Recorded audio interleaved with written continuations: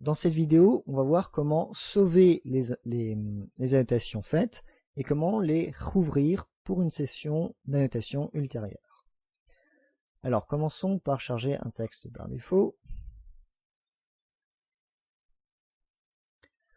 On crée des annotations.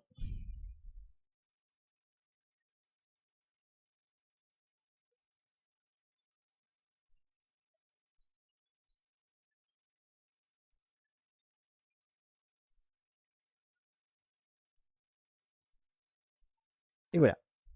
Maintenant, si on veut sauvegarder ces annotations, eh bien, on clique sur, enfin, on appuie sur W, comme write en anglais.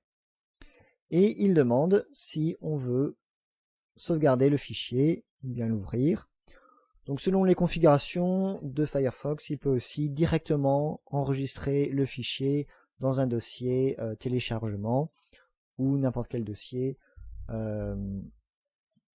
défini dans les préférences. Donc il faut voir dans les préférences. Je pense que ça doit être, voilà, donc Save File to Download. Donc on peut soit choisir de télécharger automatiquement les fichiers dans un dossier, soit demander où les télécharger. Bon, peu importe. De toute façon, à partir du moment où on appuie sur W, il va soit directement télécharger le fichier, soit demander où est-ce qu'on veut le charger. Et donc, par exemple, dans le dossier temporaire. Alors, on remarque qu'il propose un nom par défaut qui est constitué du nom du fichier d'origine. Donc là, comme j'ai pas chargé de fichier depuis le disque dur, mais que j'ai copié directement quelque chose dans la zone de texte, il me propose le nom défaut. Et il y a la date et il y a la date et l'heure. Donc on est 2018 en septembre et on est le 9 septembre et il est 11h27 et 47 secondes. Cette date évolue, c'est-à-dire que chaque fois qu'on appuie sur W, elle va évoluer. Voilà, maintenant il est 11h28 et 33 secondes. Maintenant il est 11h28 et 39 secondes, etc. Ça permet d'enregistrer plusieurs fois les fichiers. Donc si on fait plusieurs modifications, ça permet d'enregistrer des sessions.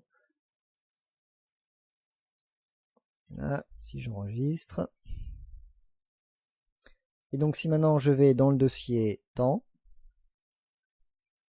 eh bien je vois que il y a les trois fichiers que j'ai enregistrés à 11h27, à 11h28 et 39 secondes, à 11h28 et 55 secondes.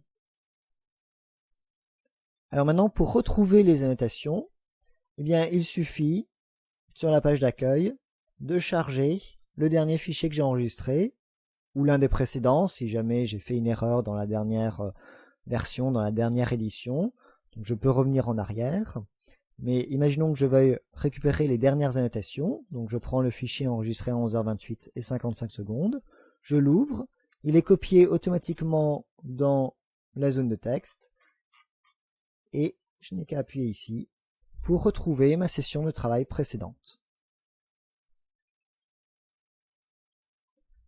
Maintenant, imaginons que je charge un fichier depuis le disque qui a un autre nom que default, par exemple test. Donc ça met le contenu du fichier dans la zone de texte. J'annote le texte.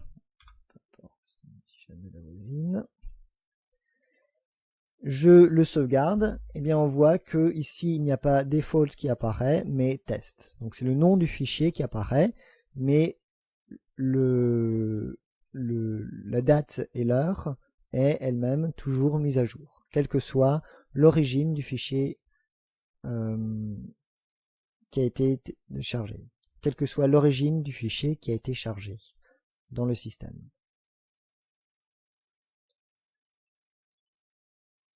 On peut aussi sauver le schéma d'annotation. Alors pour ce faire, on va revenir au début. On va mettre avec des annotations par exemple. On va mettre un schéma par défaut. Et au lieu d'appuyer sur W, on va appuyer sur X. Et ça va mettre le schéma, ça va sauvegarder le schéma. Donc si je l'ouvre, eh bien ça va afficher le schéma et non pas le texte. Pas les annotations, mais le texte, c'est-à-dire ce qui apparaissait dans la deuxième zone de texte sur la page d'accueil. Donc W, je sauve le texte et les annotations. X, je sauve le schéma. On peut également afficher le schéma dans une zone de texte qui s'ouvre directement à l'écran. Donc là, c'est simplement X majuscule. Donc X, je sauve le schéma dans un fichier. X majuscule, je sauve le schéma, enfin j'affiche le schéma à l'écran.